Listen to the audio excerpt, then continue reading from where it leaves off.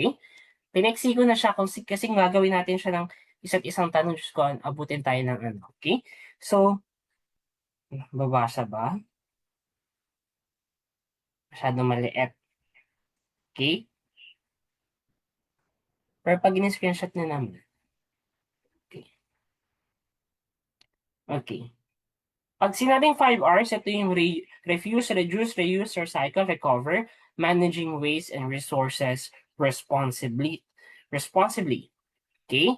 Example in art crafts, now 5 R's, is yung refusing single-use plastics, reusing scrap papers, recycling metal scraps, using wood shaving as mulch. Di ba? O yun. Di ba? Pumapasok siya sa arts and crafts.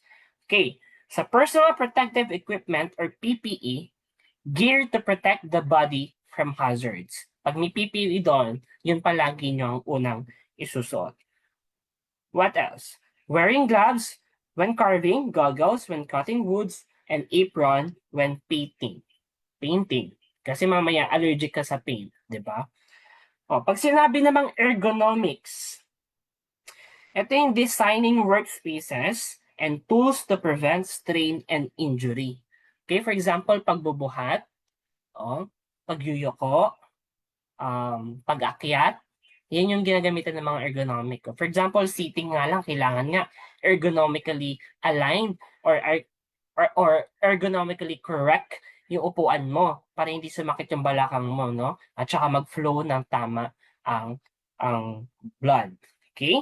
Para sa ergonomics, of course, sa arts and crafts, adjusting table height for carving, using ergonomic tools to prevent hand fatigue.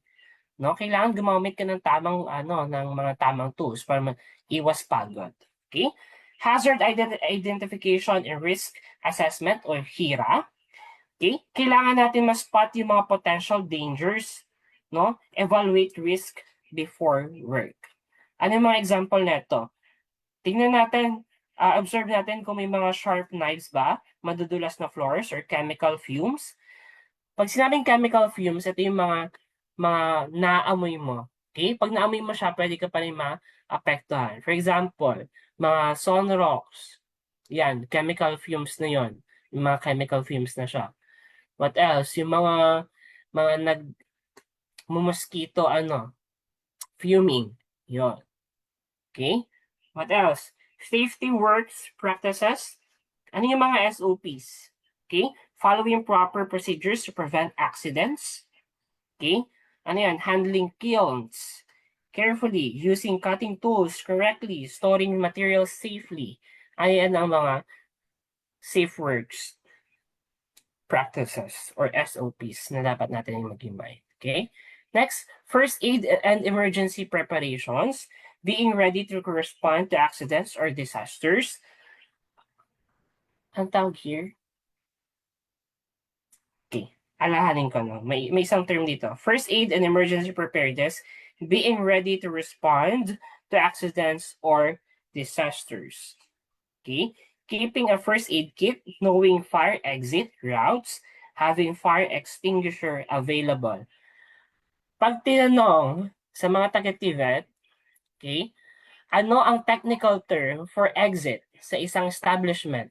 Ang isasagot nyo ay egress. Ano ang technical term for exit? Egress. Okay? Technical term for exit, egress. Okay? Next, hygiene and sanitation, maintaining cleanliness to prevent illnesses or contamination. Okay? Waste segregation and disposal, environmental sustainability, and legal and regulatory compliance, no, sa building, yung mga building code, okay?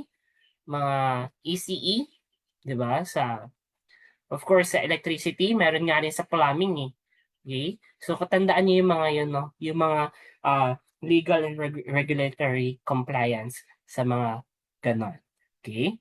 So pagdating sa legal and regulatory compliance, we must adhere to occupational safety laws, fire safety codes, and environmental protection law. Ano yan? RA 9003 or Environmental Protection Act. Okay? RA 9003, Environmental Protection. Kasama na doon yung air, water, waste segregation, papasok na din yun sa Republic Act 9003. Okay? RA 9003. Mahaba yun. Okay. So yung 5S alam niyo na rin, no? Sa cleanliness. Okay? It is a Japanese management tool na ginagamit. Okay? Okay. Let's proceed to the next subtopic. Okay? Different types of indigenous arts and crafts of the Philippines. This is somehow the foundation of the Philippine arts. Okay? So as different types of indigenous arts and crafts of the Philippines, we have the folk art, folk architecture, maritime transport, weaving, carving, pottery, folk graphic and plastic arts, folk writing or calligraphy, folk paintings, ornament, textiles, or fiber arts. Okay? Screenshot 321, 321. Okay, next. Okay. So dito yung kanina, sa folk architecture, di ba? May question tayo sa folk architecture. Where's my mouse? Why is not working?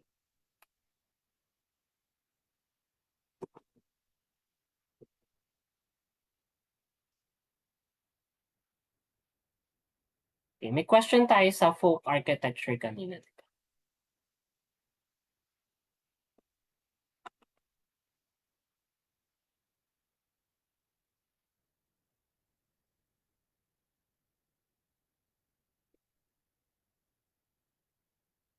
Okay, ang question natin kanina, which type of indigenous arts and craft focuses on traditional houses and community structures using local materials and cultural techniques? Ang sagot dyan ay folk architecture.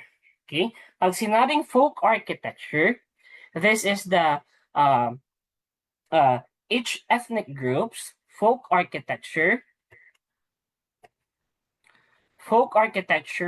in the Philippines is distinctive. Bakit distinctive? Pag sinabing distinctive, kakaiba. Okay? May something na meron siya na wala sa iba. Okay? Yan ang ibig sabihin ng distinctive ha. With buildings made of bamboo, wood, rock, coral, rattan, grass, and other materials, these homes can be anything from bahay kubo, which built in the hut style using local materials, to bales, which are highland building with 4 to 8 sides depending on the ethnic groups. Okay. Pag sinabing ano yun? Sorry, nawala ako. Okay. Pag sinabing highland buildings, technically ba, pag sinabing highland buildings, ibig sabihin, ano siya, nasa mountainous area? Yes or no? Nasa mountainous area ba siya? Pag sinabing highland buildings with 4 to 8 sides, yes or no? Sagot agad. Pwede. But not absolute. Pag sinabing highland buildings, pwede kasi siyang elevated. Elevated or nasa bundok. Elevated or nasa mountainous area. Okay? Kita niyo mataas? Mataas? Oh, yan ang ibig sabihin ng highland buildings. Mataas or elevated or nasa mountainous area. Sir, ano naman ibig sabihin ng bales?